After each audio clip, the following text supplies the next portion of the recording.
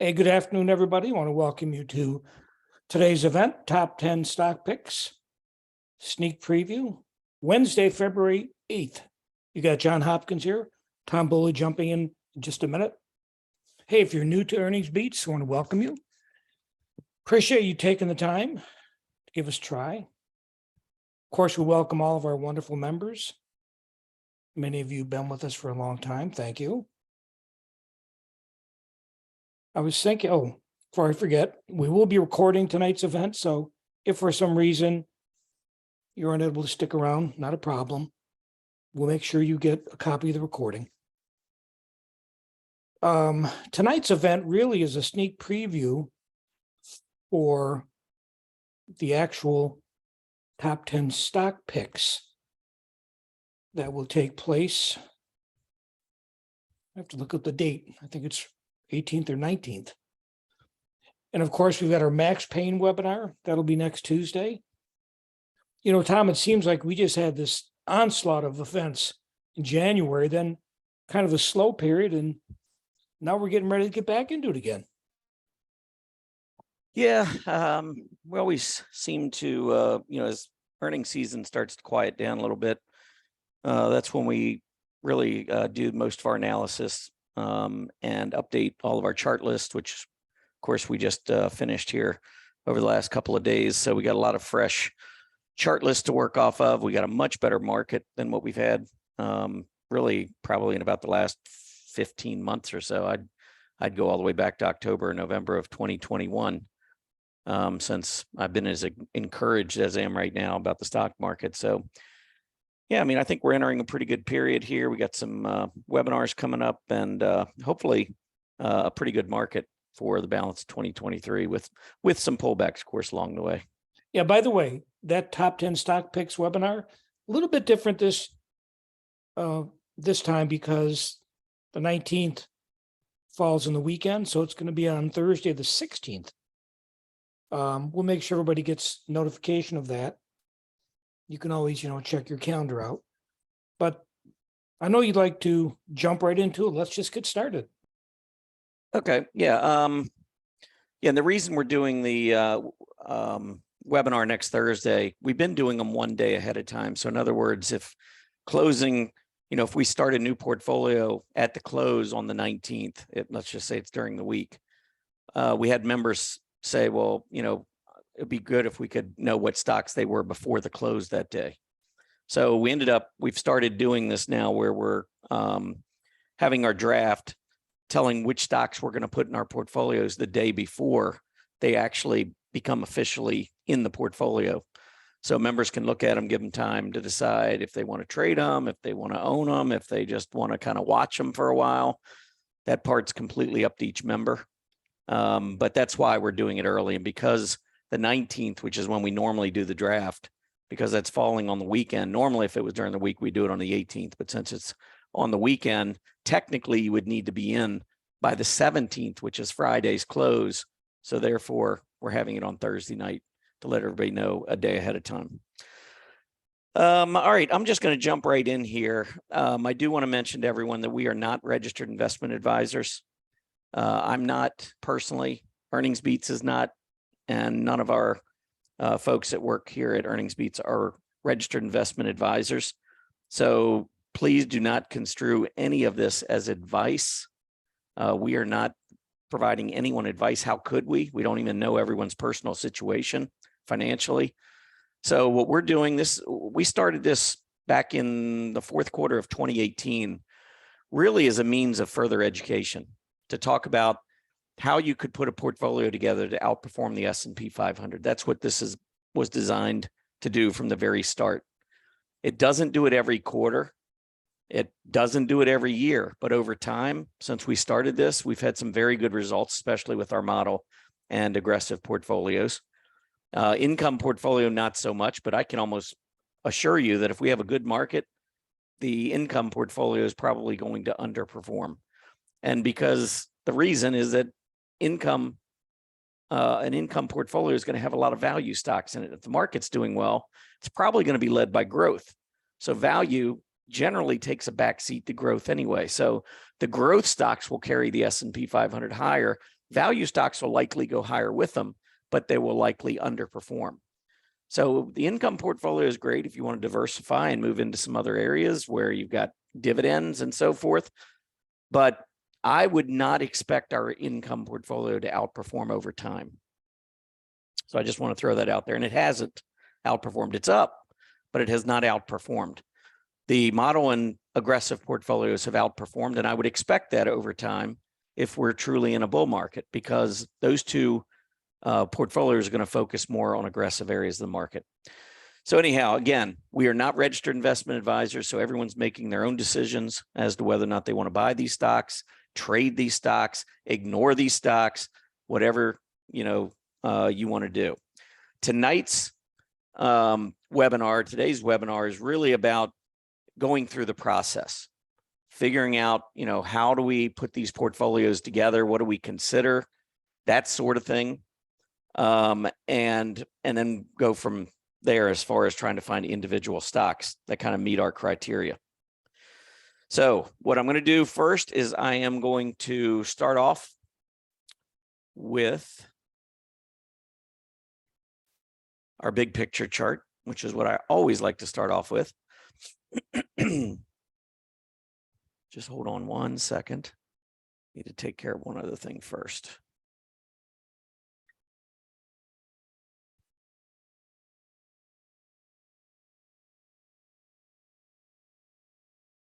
All right.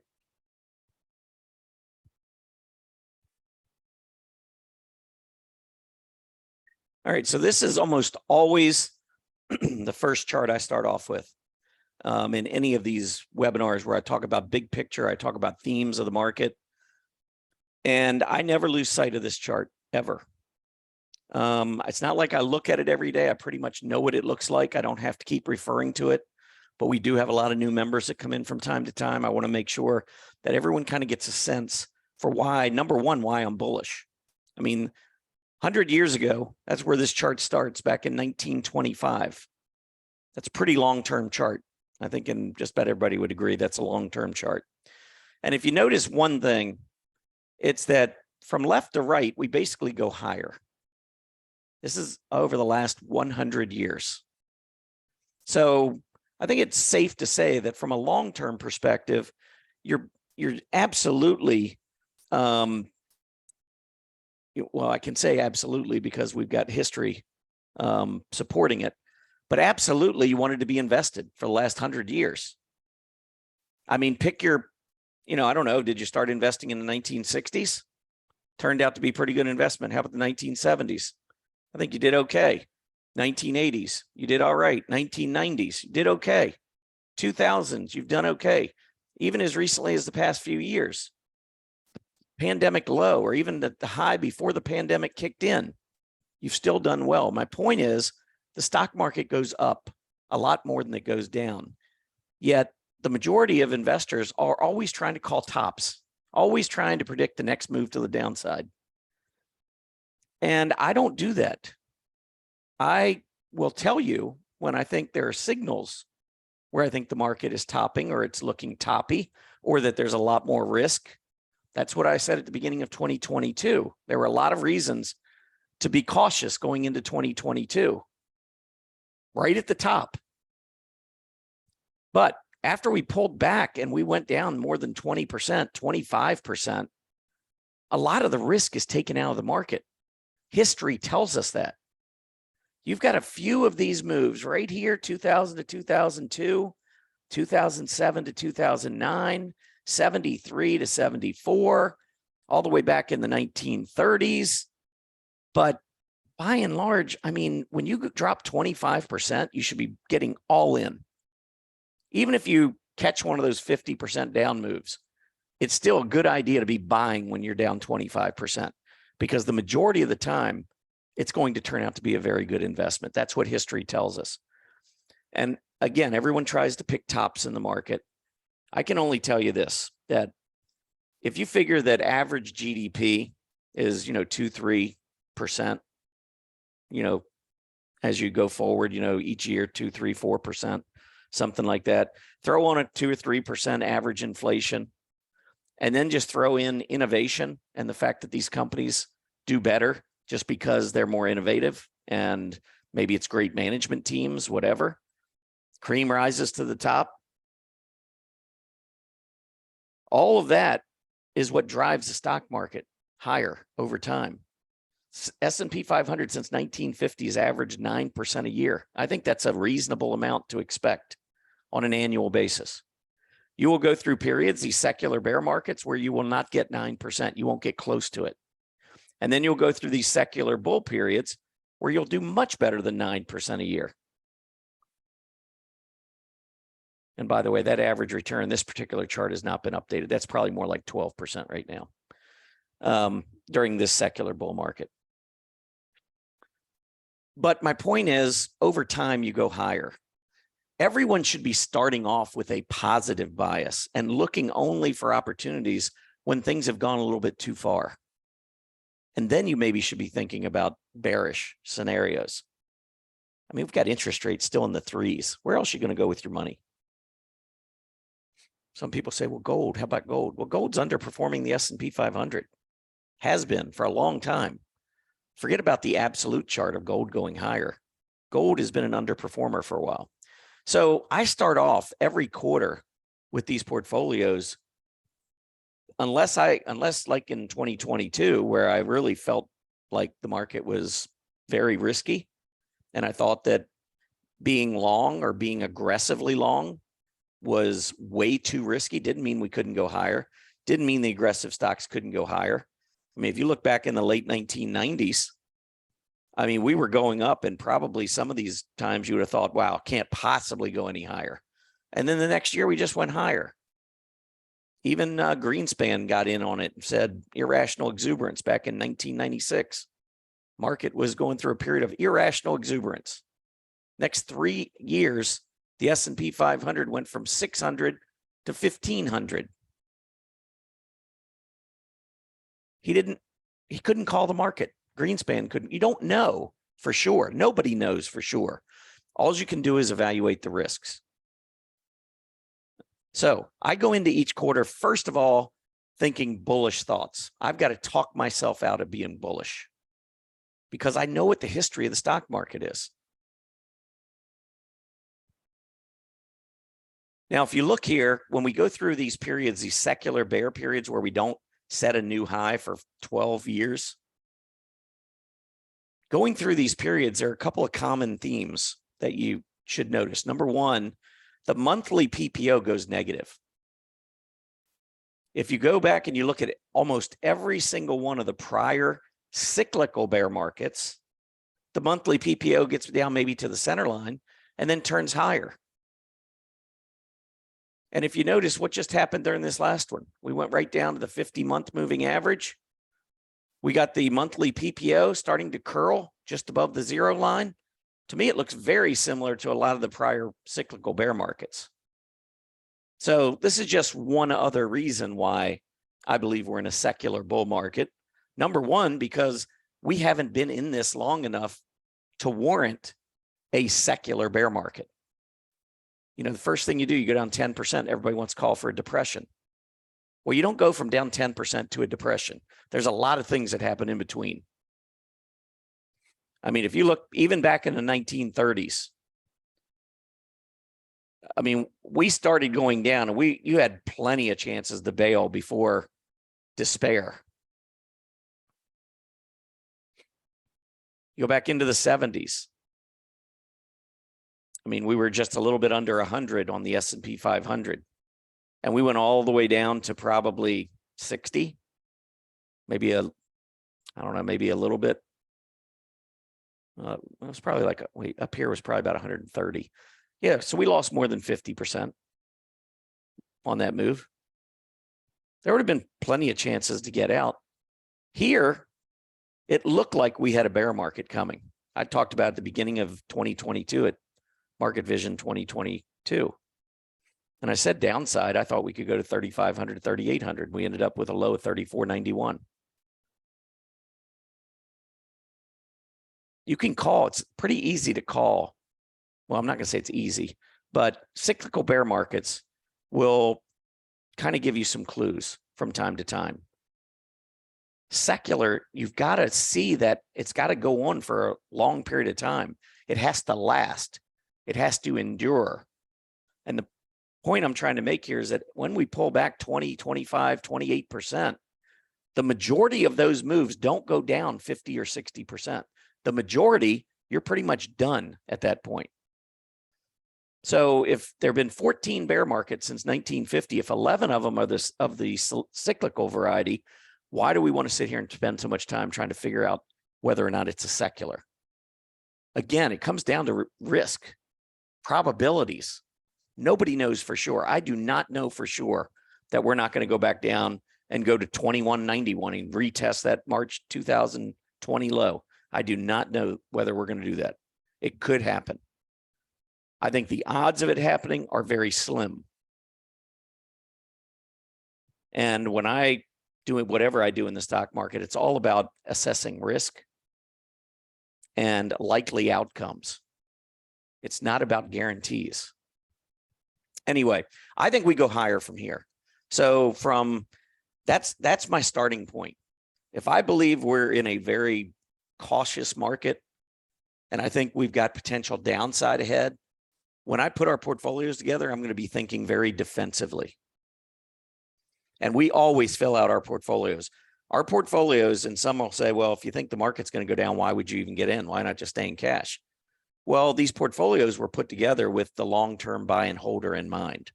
The only difference is that we don't buy and hold for years and years and years. We buy and hold for 90 days.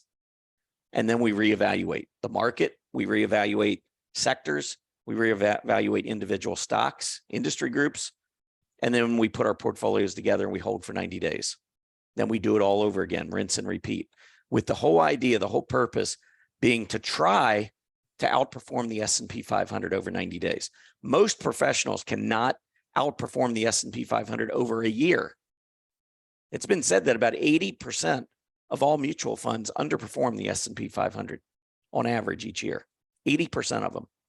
So we're trying to do what most professionals cannot do on an annual basis. We're trying to do it each quarter and having pretty good success at it. We don't beat every quarter. The market changes sometimes, catches us by surprise. Sometimes leading stocks that we're following, all of a sudden, they're no longer leaders. But this all starts with the idea, I believe the market's going higher, and I want to get into stocks that will lead on the way up. All right. So I just want you to understand, first of all, perspective, because I think this gets lost on so many people. Perspective. We've been in a great uptrend. This is a really nice secular bull market that we've been in. But we pulled back. We had a cyclical bear market. It's okay. We have those. We had one here. I think it was in 1998. We had one right about 20%. 1990, remember the Persian Gulf War? We had one. 87 crash was one. Early 80s. That one lasted for probably a year and a half. Pretty lengthy one.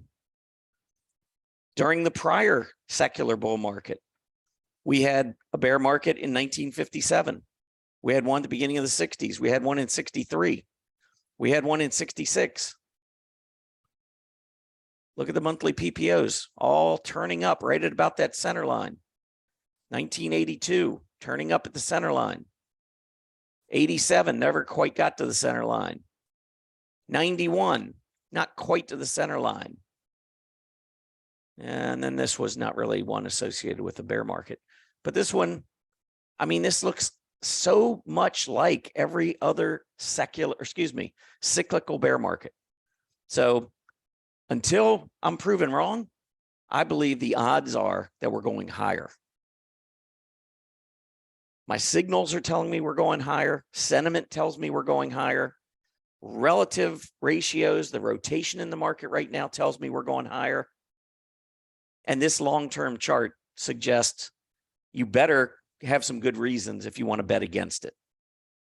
I think, these long-term secular bull periods tend to last about 20 years. We broke out here in 2013. That takes us to 2033.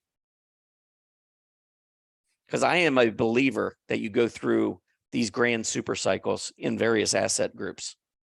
Stocks are in favor for a long period of time. Yes, you have cyclical bear markets during that from time to time, but the big picture is up. Then you go through these secular bear markets where the long-term picture halts, it pauses for a while. And you have some pretty ugly markets that you have to weather for a large number of years. I mean, this is 12 years right here. This is 12 years. 12 years of not seeing another all-time high. They're depressing times in the market. Dot-com bubble, financial crisis, had two really awful periods within 10 years of one another. Here we had two awful periods, late 60s and then mid 70s. Go back in here, 30s, and then another bad period in the 40s before we finally broke out of it. This is kind of normal market behavior, normal rotation that takes place. I believe eventually rates are going to go up high enough where this will come to an end, but I don't think it's going to be for at least another 7 to 10 years. We might have another cyclical bear market or two thrown in there, but I believe we're going higher. Anyway, so that's where everything starts for me. Next up, what's our history been on these portfolios? Well, this is what I do. And by the way, had a couple members write in and ask me what the heck 236% was.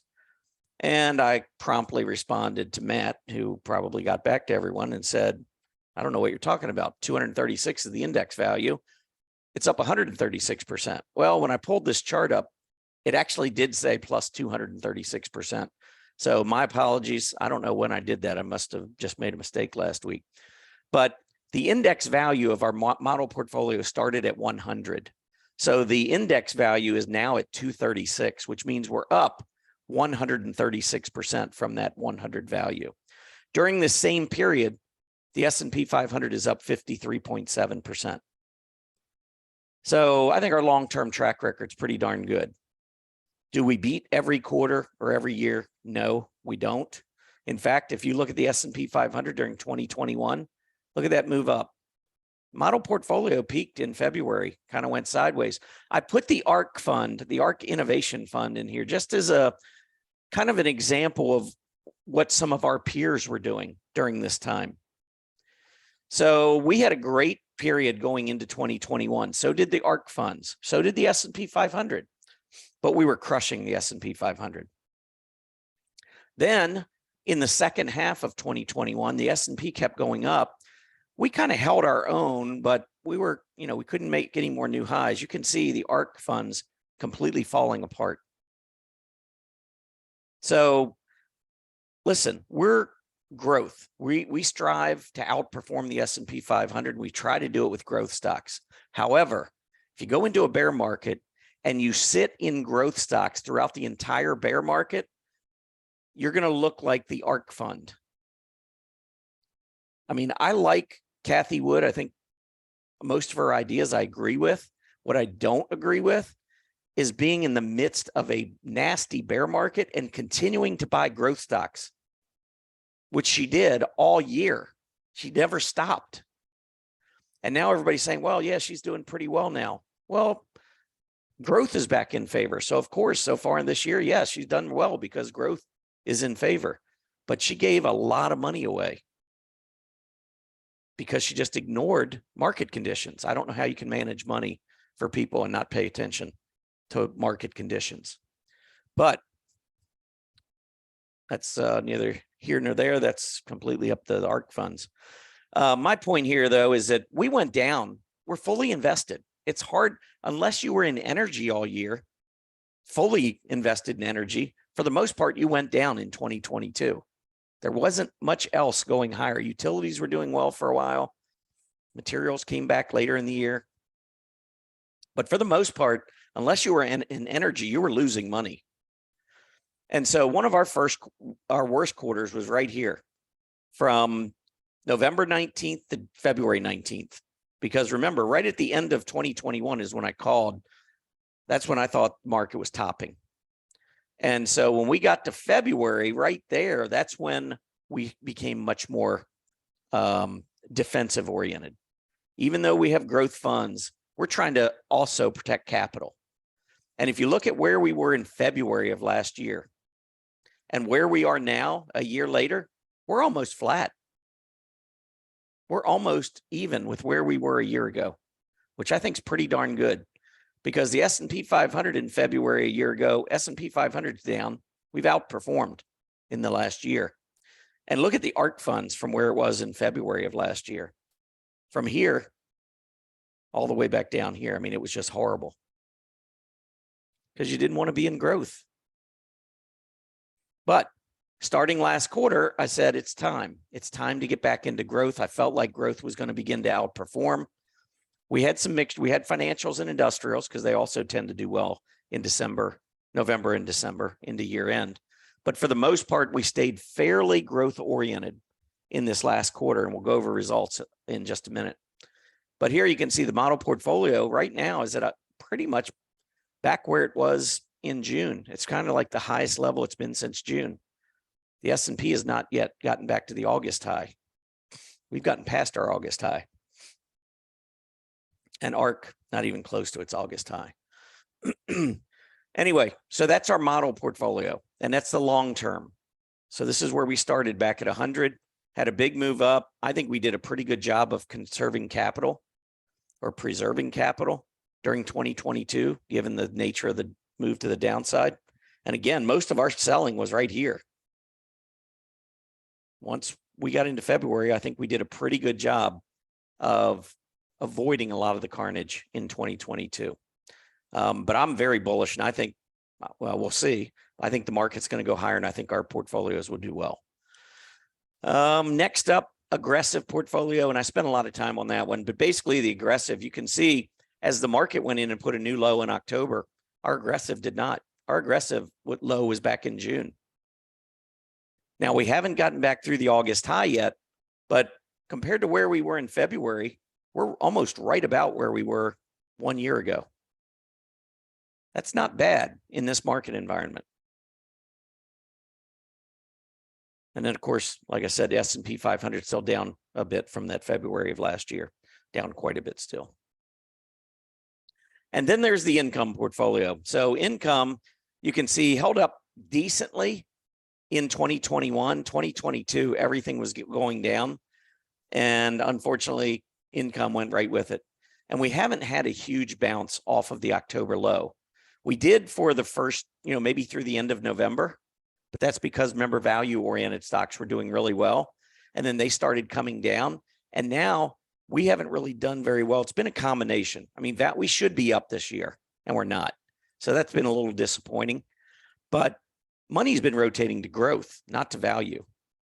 So on a relative basis, underperforming the S&P 500 is understandable, but we have underperformed it by quite a bit. So hopefully the next quarter, we can do a little bit better job of picking stocks, because I think part of this was dividend paying stocks didn't do as well, especially recently. But the other part of it was, I don't think we had great stocks in the income portfolio last quarter. So that's the performance. If we take a look at individual stocks, this is the model portfolio. These are the stocks that we have in here right now. 10 stocks. So if you're not familiar with what we do, we put 10 equal weighted stocks in at the beginning of each quarter. And we try to diversify somewhat. What you'll see is there really weren't too many defensive stocks in the model portfolio last quarter, because again, I was believing the bear market ended. And so I was looking for a nice rally. The only thing really that hurt us was that value was so strong for probably the first half of this quarter. Growth has come roaring back. This is the 3-month performance. So for instance, Netflix over the last 3 months is up 39%. On semiconductors up 24%. United Airlines up 20%. Starbucks 15%. The S&P 500 is only up 7.5%. And then look at what's been underperforming. We have a financial, a healthcare, and energy. Now, when you put these portfolios together, you ought to be able to look back unbiased after the quarter is over and be able to say, hey, this is why I outperformed, or this is why I underperformed. Well, when I look at, Goldman Sachs and Insulet and Murphy Oil, these three right here. First of all, financials since probably sometime in December have been downtrending relative to the S&P 500. Healthcare has been horrible. Energy is down considerably from where it was 3 months ago. So part of the reason for this underperformance of these three stocks is just the areas that they were in. Let me give you an example of, I'll show you healthcare first. This is healthcare relative to the S&P 500 over the last 5 years. Look since December. Look at what healthcare has been doing. It has been literally collapsing relative to the S&P 500. Now, if you look at healthcare down here, it's not going down that much, but it's been going down. And of course, the overall market's been going up. So on a relative basis, it's been getting killed. So when you go back and you look at the model portfolio and you see, hey, you know what? I got a healthcare stock in here. That's not helping the portfolio. Now, if I had a healthcare stock up here above the S&P 500, then I would know I picked a good stock. Not a good sector, but a good stock. But this one was down below, and this is really what I would expect because of the performance of the overall group. If we look at energy, energy had been hot in 2022, but we topped back at the beginning of November. This portfolio, or this quarterly portfolio period, started November 19th, right about in here.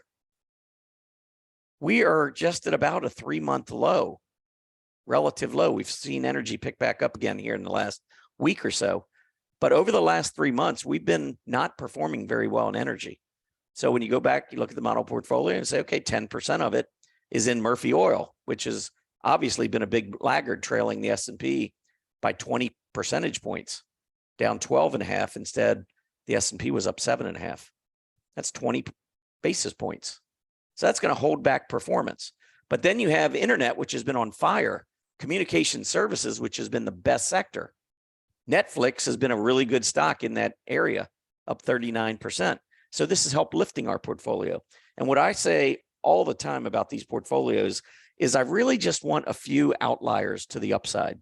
They can carry the portfolio. And of course, you're going to have some to the downside. You just hope you don't have that many. 7 outperformed in the model portfolio, 3 underperformed. And that's why right now we're doing much better this quarter than the S&P 500. And by the way, if you go over to earnings beats, you can always check out, if you're just at the home page and then scroll down right here, you can check out historical performance. And this gives you the since inception. Now, this is not going to agree exactly with the chart I just showed you, because the chart I showed you was as of Sunday. So last Friday's close. These numbers are as of Tuesday's close. So this was as of yesterday's close. But you can see inception, there's this quarter. Model portfolio is up almost 3 percentage points above the S&P 500. That's a solid quarter. You've got financial, portfolio managers who would love to beat the S&P 500 by 1% a year. And we're up almost 3% this quarter. That's pretty strong. Aggressive, a little bit below. Let's see what happens between now and next week. We still have time. I'd like to see that one forge ahead.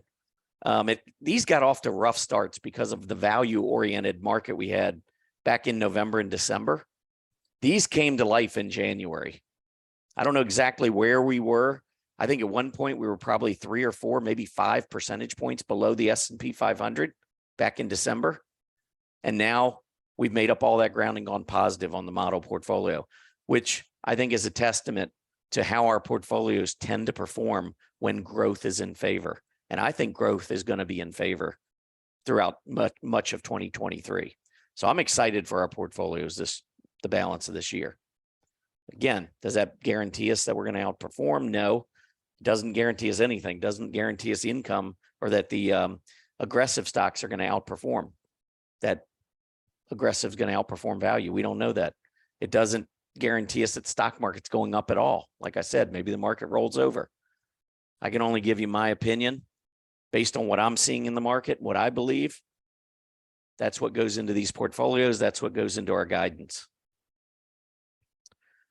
So anyway, that's the performance side of the last quarter. the other two portfolios, I can bring those up real quick. 3-month performance on the aggressive. Let's do the percentage here. So the S&P is right in the middle. So we've had 5 outperform, but we've had 5 underperform. And when we look at the underperformers, there are a couple of bad picks within good groups. Lululemon down almost 6% in the last 3 months, trailing the S&P, even though discretionary, let's go over and look at what discretionary has been doing. Now, discretionary wasn't doing so well November through the end of December. It was getting hit really hard. But look at this move back in January. Discretionary on a relative basis is outperforming the S&P 500 since November. So the fact that we have a stock in that space that is below the S&P 500 line tells me we didn't have a very good stock. And Lulu, when they reported their earnings, they got hit pretty hard. The stock is trying to recover, but still down from where we got it in the portfolio. Another one, renewable energy has done well. I mean, we would have been much better off with First Solar or Solar Edge. Enphase Energy, bad stock, just has not been a good performer. Now the others, healthcare, financial, and energy, we know have underperformed. So these 3 stocks just happen to be in areas that haven't performed well. So that was more of a sector problem than it was a stock problem. These 2 were more stock problems. Now, looking at the top half, you can see 2 technology stocks right on the top, significantly outperforming the S&P. Look at these 3 stocks, 50%, 48%, 40%. It's really good action relative to the S&P 500. But look at technology. Let's pull technology up so you can see what's going on here. So here was November, right about here. And then look at this, all the way down into early January, we were down multi-year low on a relative basis. Technology, that's what I was saying. Our portfolios were not very good in December because we got into a lot of growth and growth was not performing well in December. But January, it has come roaring back. And so when you look at the stocks now, anything in technology, you should have a better chance of outperforming with technology stocks. Software has just recently caught fire. Semiconductors have been on fire now for over 3 months. But if you look at software and you look at docs, and we go down here to docs relative to software, I mean, since November, right in here, we've actually been outperforming software. And look at software relative to where it was in November. So you got software, which has been outperforming, and you've got Doximity, which has been outperforming software. So you got a leading stock within a leading industry group. And that's how, if the more of those you can get in a portfolio, the better your portfolio is going to do for that quarter. So that's always the goal. Silk, this is a good one because it's in healthcare. Healthcare underperformed, but we actually have a stock in healthcare that outperformed. So that was a good stock pick relative to the S&P 500. And there's SPT. This one hasn't done as well, considering how well communication services has done. This one has not done very well. I'm interested to see, I'm watching this one really closely to see if it makes a pre-earnings run. I think they report in about 10 days, although I can tell you. 221, so just under 2 weeks. 2 weeks from yesterday. And it'll be interesting to see because there was that big move. Now we've come back down. I'm wondering if we're going to make another big move up before we have that earnings report come out. Don't know. We'll find out.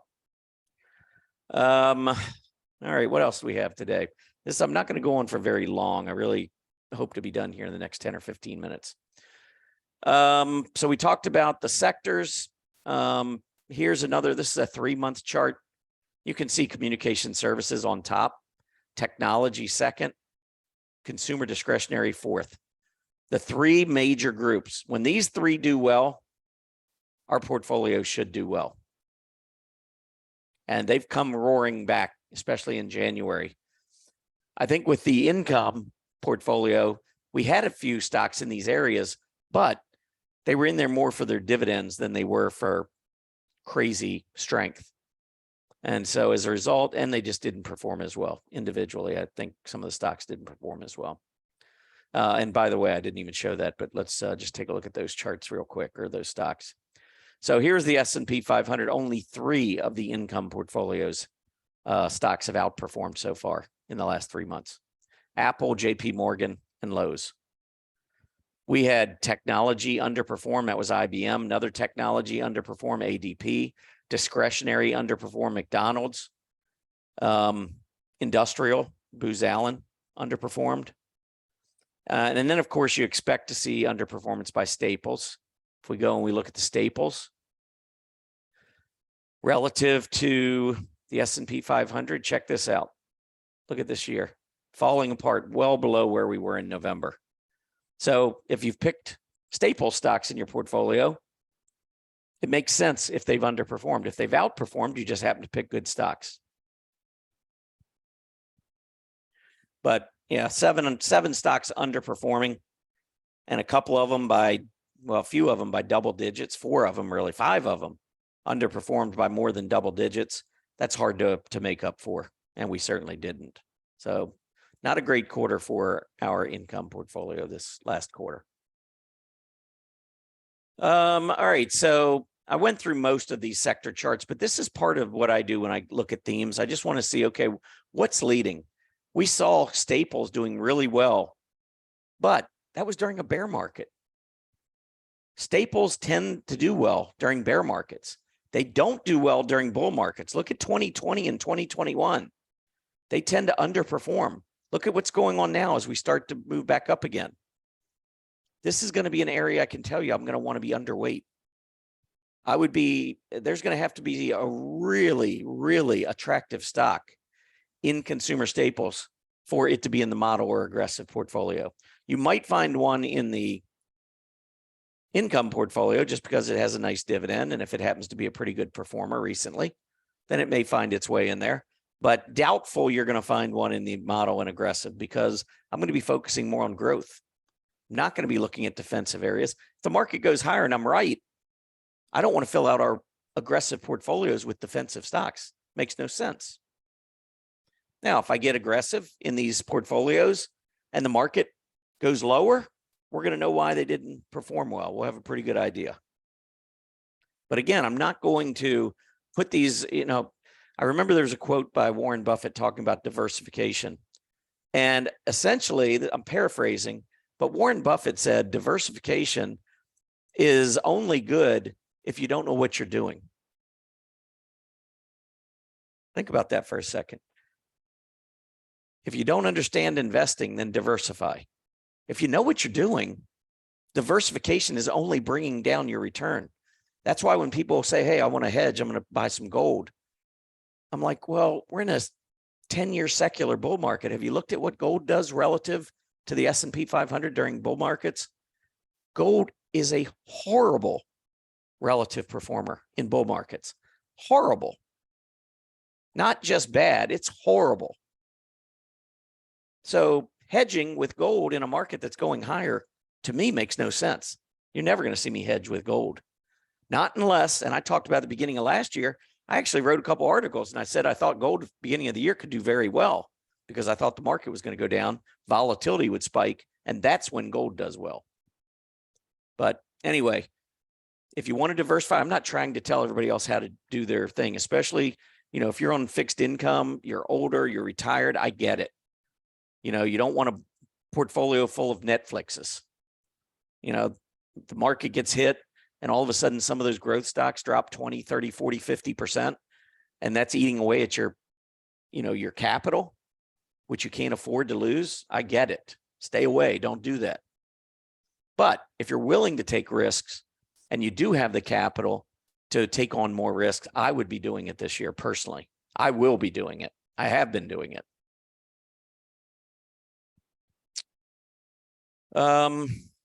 So anyway, after we look at the sectors, the next thing I would do is go and look at the industry groups. If I know technology is where I want to be, this is a chart list that we send out to all of our annual members. It's the industry group relative strength chart list. It's got all 104 industry groups in here relative to the S&P 500 so that you can see at any given point in time over the last 3 years what an individual industry group is doing relative to the S&P. When I'm trading, I really want to know. I want to know which groups are on fire, because if I get a leading stock that maybe pulls back for a day or two, many times I'll jump in because I'm trying to ride the wave. I'm trying to ride momentum. So I look at this computer services and I don't get too excited about it. I mean, it's in the technology area, had a great run April to June of last year, had another pretty good run September to November, but overall for the last 6 or 8 months, it's just kind of going sideways. I would much rather be in semiconductors. Coming off the low in October, I mean, this has just been a huge move. And you can see this is a group that tends to lead during bull market advances. So this is nothing new. You know, the next phase, the problem with being a short or being bearish is that now you get this big move up and you look at stocks like AMD or NVIDIA or any of these semiconductors that have made a big run. And now you just can't talk yourself into buying them because you saw how low they were recently. And then they get this big move up and you're like, wow, I can't buy them now. It's gone too much. I got to wait for it to pull back. But then psychology is going to get you. Even if they pull back, then you're going to be like, oh, well, what if this is still a bear market? I better hold off. Next thing you know, it's back to another new high. And you're still going through this emotionally in your head. Only thing I can say is that if you believe the stock market's going higher, maybe you don't. But if you do, you want to be in the areas that are going to benefit from it. Semiconductors would be one of those areas. Next up, software. Software finally, look at this, trying to get back up above the 50-week moving average, the relative 50-week moving average. It would be the first time in about 13 months. And strengthening. Like to see that relative PPO turn positive. But can't argue with what we're seeing so far in January. Growth has definitely carried software to the upside. Or maybe it's the other way around. Electronic equipment, trending higher. It's pulled back a little bit. That could be a very nice opportunity, especially if you have a leading stock in this area that's pulled back. Still looks constructive on its chart, but it's pulled back, maybe testing its 20 or its 50-day moving average. Could be a great time to think about getting in. Computer hardware, yeah, we've rallied back in January, starting to roll back over. Really, this one I think still got a little bit of work to do. But I like the electrical components and equipment group. I mean, this has been going on now for about 9 months, relative strength, getting very close to a multi-year high. A lot of strength in this area of the market right now. Telecom equipment, not so much. And then there's your renewables. And that's why end phase was so disappointing, because renewable energy has gone up relative to the S&P 500. I know this index, I think, is swayed quite a bit by First Solar, because I've noticed a lot of other renewable energy stocks are underperforming on a relative basis, but First Solar continues to perform pretty well. So I think, you know, if you're not performing as well as First Solar, you're probably showing underperformance, and that certainly is what end phase has been doing. So those are the 8 industry groups in technology. Now, the next group would be the 20 industry groups that are in consumer discretionary. Now, I'm not going to go through all these. There are 104 industry groups. We'll be here all night. But this is part of my process. Like right now, hotels, really strong in the consumer discretionary area. Toys, horrible. Have no interest in that group right now. Restaurants, coming down here in January and, you know, into the early part of February, but we've had quite a run. We're still well above the zero line. This is a group that certainly could see additional strength again. So I wouldn't rule out the group, even though it's been coming down for the last 4 or 5 weeks or so. Specialized consumer services topped in November, but overall uptrend remains intact. It's pretty good. Clothing and accessories was looking good, but it's fallen apart. So probably not going to be too interested there. Home improvement retailers looking pretty good, trending higher. Recreational services starting to turn higher. Relative PPO turned positive for the first time in probably 1.5 years. Apparel retail. I'm just going to pick out a couple of these individually. Apparel retailers were really strong till the beginning of the year. Growth took over. We're seeing a lot of profit taking in apparel retail, but this group's been pretty strong for the last 7 months, 8 months.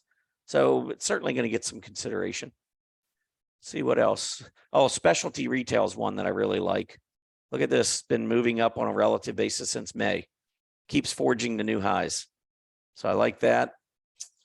Gambling had certainly picked up quite a bit off the lows. So gambling right now looking pretty strong. Let's go on down to internet, which is in the communication services group. Look at internet.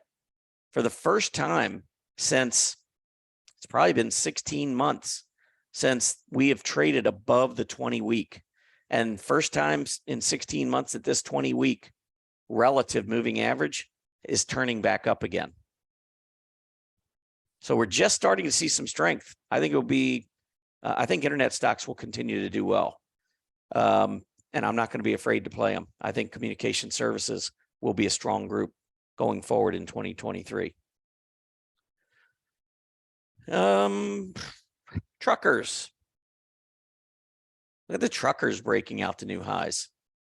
Now, this is a group that can break out to a new high and then all of a sudden fall apart. So, and we've done that before in our portfolios, you know, seen strength and then all of a sudden it kind of falls apart. It's very choppy. So we'll, you know, if there's a really good looking chart, maybe we'll consider a trucker. We'll see that, but it does look good right now. Certainly short-term trading.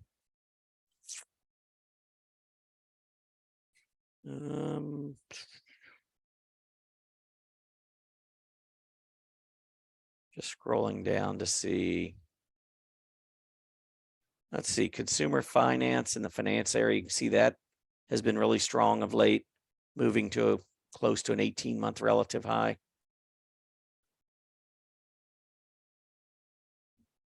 Specialty finance. This was one that was trying to make a recent breakout, rolling over, but we do for the first time in a while have that relative PPO that's positive. Look at the 20 just crossing above the 50. This is one that might be a little aggressive, but if we find a good looking stock in this space, I wouldn't be opposed to considering it. Anyway, so that's how I go through. I look at all 104 industry groups, really get a sense for which areas I want to concentrate on. And then I go in, we already talked about that. Then I go in, this is our strong earnings chart list. Every stock in all of our portfolios, all of our stock portfolios, they have to come from the strong earnings chart list. If they are not on this chart list, they will not be in our portfolios. The strong earnings chart list is basically our flagship chart list of research. We're earnings beats. Companies that go on here, they have to beat their earnings expectations in the last quarter. They have to beat their revenue expectations in the last quarter. That doesn't mean that there aren't great companies out there that haven't beaten recently. But personally, I like companies where management comes through on their promises. That's all consensus estimates are. They're Wall Street firms meeting with management, going over the likely scenarios and putting together what they believe is a number that they expect for the next quarter for earnings and revenues. And then you get a consensus estimate of all these different firms. And so when companies can come through and beat the expectations, that's what Apple has done so well over the years. If you keep consistently beating your top and bottom line estimates, your valuation over time is going to go higher. So I believe that this chart list and these stocks on this chart list represent some of the best stocks to look for in putting together a portfolio. Now, what you can do is if you sort this by scooter order, which I have, and then just go in and type in communication services. You can find right here all the communication services. There's 6 of them right now on this chart list. I think there may have only been one 3 months ago. I think maybe Netflix might have been the only one that was even on it. Maybe there was 1 or 2 others. So we're starting to get more. I would imagine next quarter we'll probably see even more. But these are stocks probably, I'm going to guess these 2 at the bottom because they're such low scooter scores, they wouldn't be included. But I would be looking at these for possible inclusion in our portfolios going forward. Meta, big name, That certainly would be one that I would consider. But you might even go down to the industry group level. So let's say you wanted to see, okay, what about semiconductors? Well, if you type it in that box, it brings them all up. Anything that's semiconductors right there. Look at all these that are over 90. Those are going to get a lot of consideration for being in the portfolios. Maybe some of these in the 80s or 70s that have pulled back recently, I might just like their setups better. They're still good stocks. Probably below 70, not so much. I doubt, maybe something like KLAC that pays a nice dividend. Texas Instruments, that's way down too low. But I mean, if you look at KLA, still in an uptrend, pulling back. I mean, this is the type of stock that might find its way into something like the income portfolio because it does pay a nice income. It does pay a nice dividend, and it is a stock in the semiconductor space. And it was on fire for a while. It simply is just maybe slowing down because of the huge move that it made. So this is a type of stock that might go into the income portfolio. Many of these other stocks up here, though, most of these do not pay dividends. They're growth stocks. We're looking strictly for capital appreciation, no dividend income. And so these are definitely stocks that we would want to consider. I mean, look at something like Slab, which just reported. Look at that gap up right there. Move higher. I mean, anything back down close to 170, I like anyway. But look at the volume. That's direction changing kind of volume. So after going sideways for a while, I believe that's a breakaway gap. I think S-Lab goes higher, Silicon Labs over time. Some of these are pretty aggressive. ALGM, I mean, this thing's been awesome, but it has gone from $20 in October to 43. To think about jumping in now when it's so stretched, that would be a hard call to make. It's certainly one I would love to trade. And if it pulled back, it was somewhere down around 37, maybe testing that 20-day moving average, I would give it a lot more consideration for something like the aggressive portfolio. But, that's how you can go through and just find the stocks. That's how I go through and find stocks that I want to consider for the portfolios. So I might go in here and type in, specialty retail. And so we got Alta up there. 5. I mean, if you look at the Alta chart, it's been a great performer. Then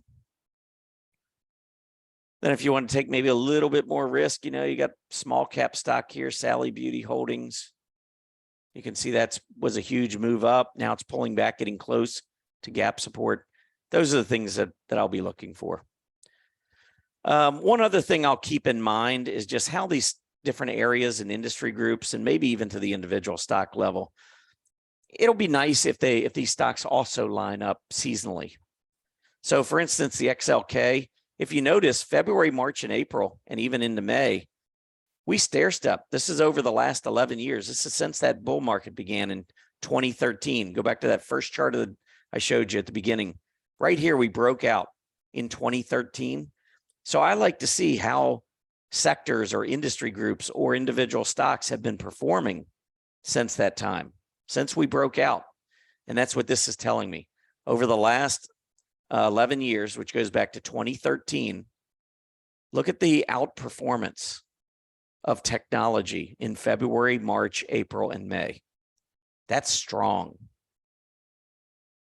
So I'm bullish. Technology is doing really well, and it's set up seasonally. I can pretty much guarantee you that I am going to be overweight technology in our portfolios. And overweight, keep in mind the S&P 500 is about 27% maybe. So if you put 3 stocks in out of 10, that's 30%.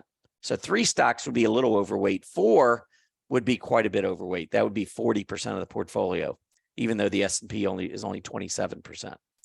So all of these things are considerations that I think about before pulling the trigger on these stocks. But next Thursday, after the close, is when we're going to have our draft. So mark your calendar. If you're not already a member, all it takes is a 30-day trial. Love to have you come on board and check it out.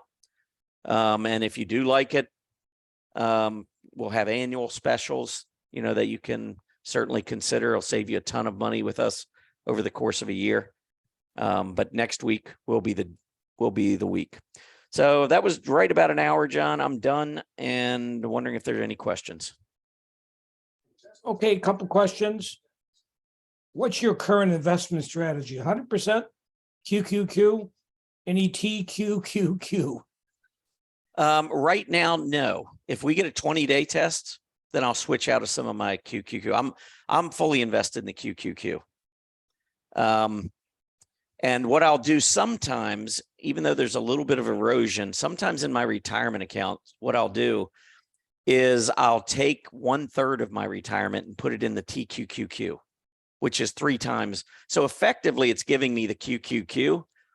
But the reason I do that is if I want to get in and out, in and out, in and out, I don't have to worry about those free riding restrictions in retirement accounts. That's a pain in the butt.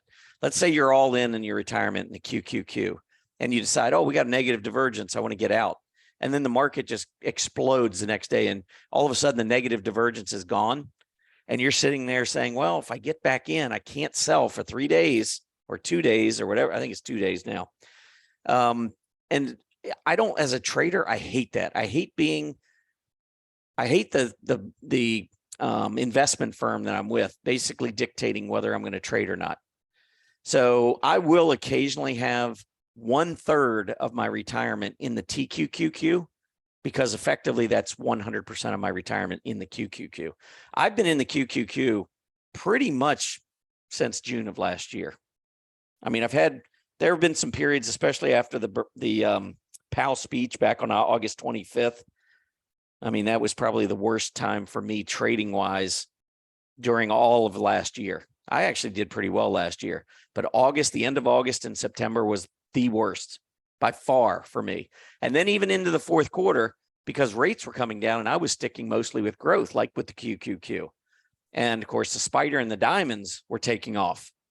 So that August to December period was not nearly as good for me as the other part of the year, but I fully believe, I mean, I never changed my strategy. I stuck with the QQQ because I know what lower interest rates do to valuations. I was a practicing CPA. I did valuations.